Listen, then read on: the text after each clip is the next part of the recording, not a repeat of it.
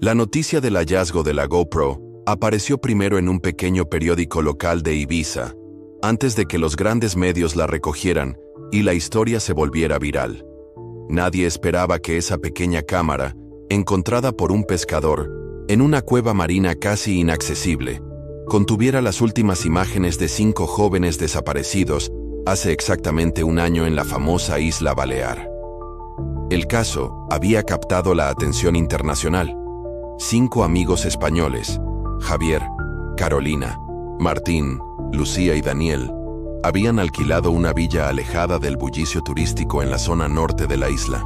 Tras 5 días de vacaciones, dejaron de contactar con sus familias. Las autoridades encontraron la villa intacta, con sus pertenencias, pasaportes y teléfonos móviles. Los coches de alquiler seguían aparcados. No había signos de violencia, ni de que hubieran planeado marcharse. Simplemente se habían esfumado. Las imágenes de la GoPro, fechadas durante su última noche en la isla, podrían revelar finalmente qué les había sucedido. «Bienvenidos al paraíso, cabrones», gritó Javier mientras abría las puertas de la villa, y sus amigos entraban cargados con maletas y bolsas de comida. El lugar era espectacular. Una casa de 2 plantas con paredes encaladas, típicamente ibicenca, ubicada en lo alto de un acantilado con vistas al Mediterráneo.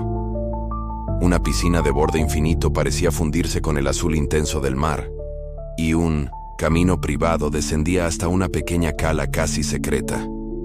«Javi, te has superado esta vez», admitió Carolina, dejando sus bolsas para abrazar a su novio. «¿Cómo encontraste este sitio?» «Un cliente del despacho conoce al dueño», respondió Javier, quien trabajaba como abogado en Madrid. «Apenas la alquila, dice que prefiere mantenerla para uso familiar, pero me hizo un favor especial». Los 5 amigos se conocían desde la universidad. Ahora, a sus 30 y pocos años, mantenían la tradición de viajar juntos al menos una vez al año, aunque sus vidas hubieran tomado caminos diferentes. «¿Y los vecinos?», preguntó Martín, siempre preocupado por poder poner la música a todo volumen. «No hay», sonrió Javier. «La finca más cercana está a casi 1 kilómetro. Podemos hacer todo el ruido que queramos». Daniel, el más callado del grupo, se acercó a la terraza y miró hacia el paisaje salvaje que los rodeaba. A diferencia de las zonas turísticas de Ibiza, aquella parte de la isla estaba prácticamente deshabitada, con densos bosques de pinos y calas vírgenes. «Es precioso», murmuró, «pero también un poco aislado, ¿no?». Lucía se unió a él, en la terraza. «Eso es exactamente lo que necesitamos. Un descanso real de la locura diaria». Los primeros 3 días fueron perfectos. Mañanas en la cala privada, tardes de exploración por la isla y noches de cenas en la terraza bajo las estrellas. Visitaron alguna discoteca, pero sorprendentemente, preferían la tranquilidad de su villa privada al caos turístico. Fue durante el 4.º día cuando las cosas comenzaron a cambiar. Habían decidido explorar los alrededores a pie. A unos 15 minutos de caminata desde la villa, en dirección opuesta a la costa, descubrieron un pequeño sendero casi oculto entre la vegetación. La curiosidad los llevó a seguirlo hasta que se abrió en un claro perfecto, donde se alzaban 7 monolitos de piedra formando un círculo. «Parece un mini Stonehenge ibicenco», bromeó Martín, acercándose para examinar las piedras. «Son menhires», explicó Lucía, quien trabajaba como arqueóloga. «De la época talayótica, anteriores a la llegada de los fenicios a la isla. Me sorprende que no estén catalogados o señalizados». Los monolitos, de aproximadamente 2 metros de altura, presentaban grabados apenas visibles por la erosión, espirales, líneas onduladas y lo que parecían ser figuras humanas estilizadas. En el centro del círculo, una piedra plana, similar a un altar, mostraba una hendidura central. «Seguramente un lugar de culto prehistórico», continuó Lucía fascinada. «Posiblemente relacionado con algún ritual de fertilidad o astronómico». Daniel se agachó para examinar algo en la base de uno de los monolitos. «Mirad esto», dijo, señalando lo que parecía ser una ofrenda reciente. Flores secas, algunas monedas y lo que parecía ser un pequeño muñeco hecho con ramas y tela. «Alguien sigue visitando este lugar», murmuró Carolina, repentinamente incómoda. «Probablemente algún excéntrico local», respondió Javier, restándole importancia. «Ibiza siempre ha atraído a gente alternativa». Mientras regresaban a la villa, Lucía no dejaba de hablar sobre su descubrimiento, entusiasmada con la idea de investigar más. «No puedo creer que no esté documentado. Debería contactar con algún colega de la Universidad de Baleares».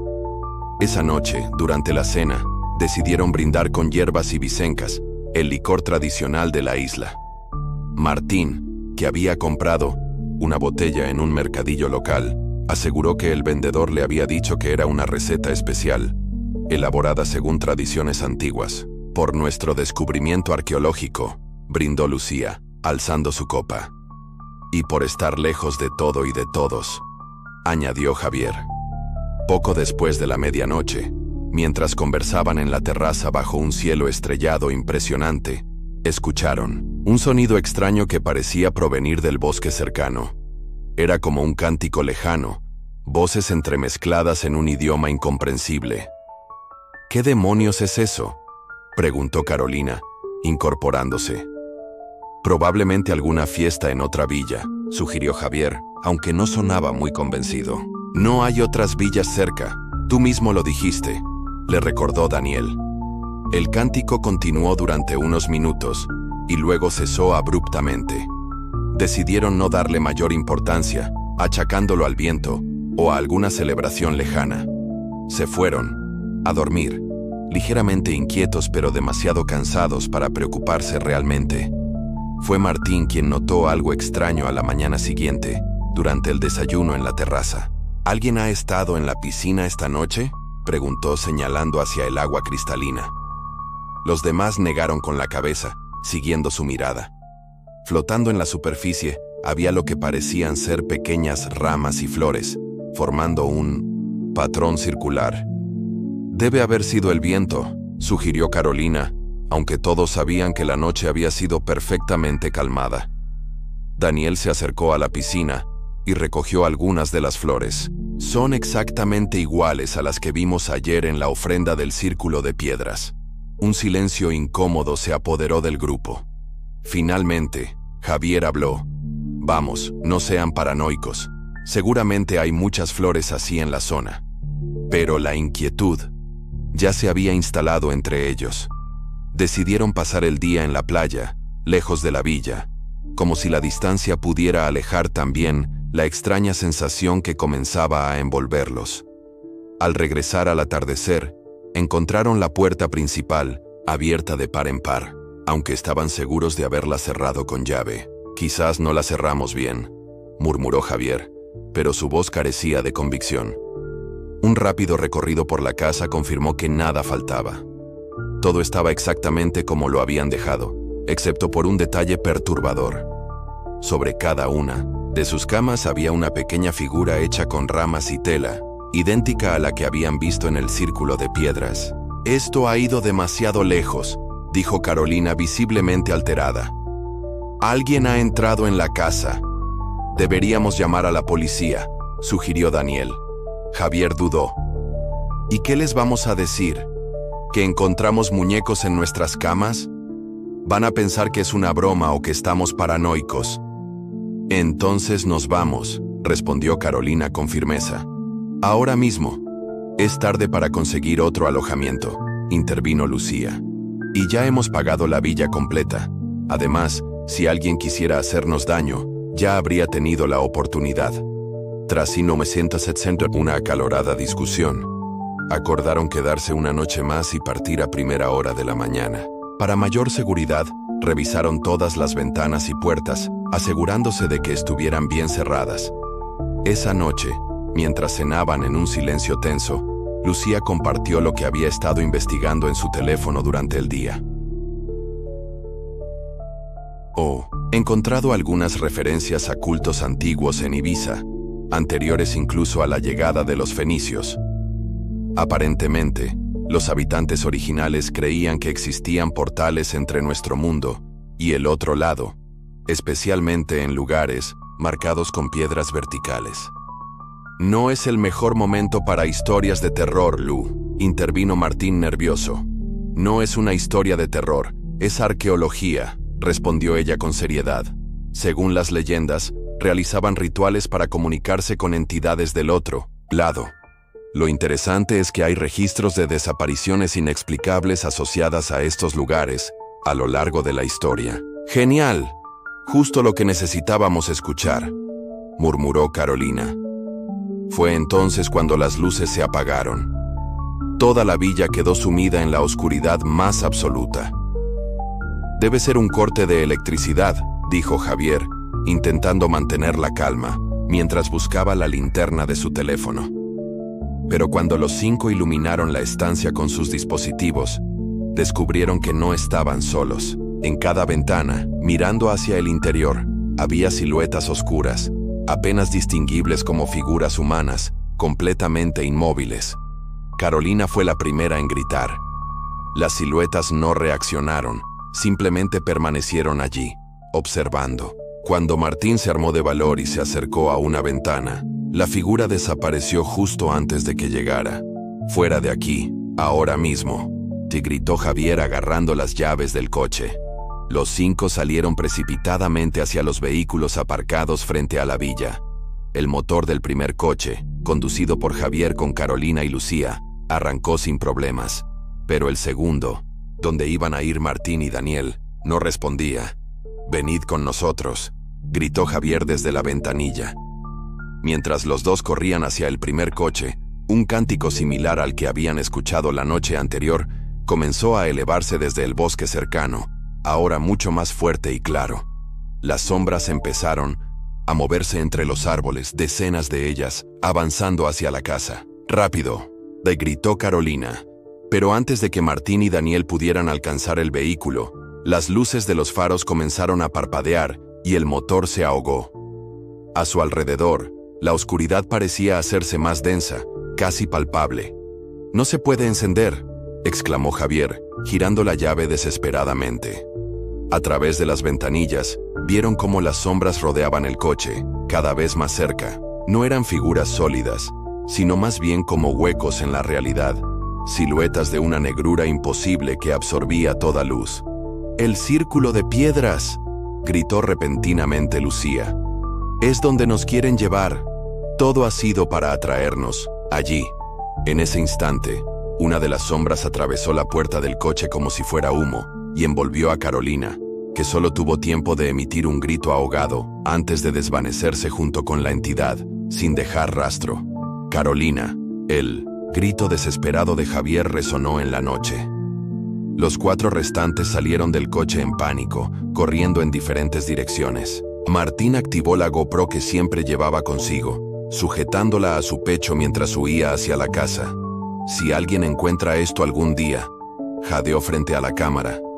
«Estamos en la Villa Esvedra Norte, en Ibiza. Hay algo aquí, algo que se está llevando a...». Su frase quedó interrumpida cuando una masa de sombras se abalanzó sobre él. La cámara captó su expresión de terror absoluto antes de caer al suelo. Las últimas imágenes grabadas mostraban a Lucía, Daniel y Javier reuniéndose de nuevo frente a la casa, rodeados por un círculo de sombras cada vez más estrecho. «Es el licor», decía Lucía frenética. «Las hierbas ibicencas que bebimos es parte del ritual. Nos marcaron, nos prepararon». «¿Para qué?», gritó Daniel. «Para el sacrificio», respondió ella, justo cuando las sombras se lanzaron sobre ellos.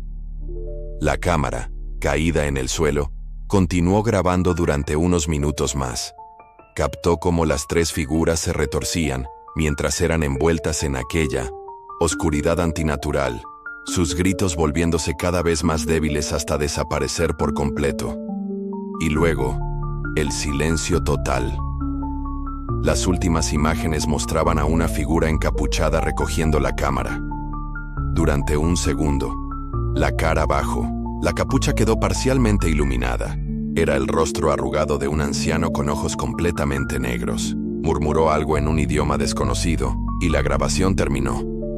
La policía de Ibiza clasificó oficialmente el caso como una desaparición múltiple sin resolver. Las teorías abundaban, desde un accidente marítimo mientras nadaban de noche, hasta la posibilidad de que hubieran decidido comenzar una nueva vida lejos de todo. Pero los habitantes más antiguos de la isla contaban otra historia. Hablaban en susurros sobre los elegidos, aquellos que cada cierto tiempo son llamados por las entidades que habitan en el otro lado de los portales de piedra, sobre cómo las figuras de sombra los marcan, los preparan y finalmente los llevan consigo, y sobre cómo, en ciertas noches, cuando la luna desaparece y el silencio se hace más profundo, pueden escucharse voces familiares cantando entre los antiguos monolitos, voces de aquellos que nunca regresaron de Ibiza.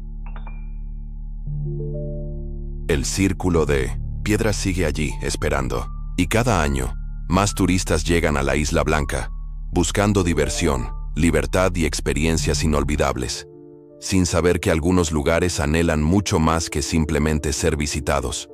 Algunos lugares anhelan almas que se queden para siempre.